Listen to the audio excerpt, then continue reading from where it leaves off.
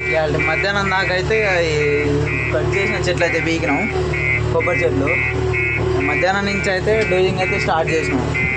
డోజింగ్ రేపు కూడా అయిపోదు. కుప్పం ఆడొక కుప్ప ఈడొక కుప్ప అయితే కొడుతున్నాం, 2 కుప్పలు కొడుతున్నాం.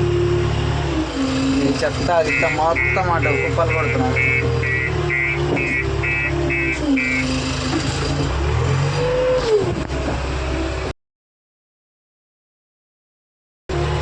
చెత్త ఒక బంగిన పోవట్లేవు.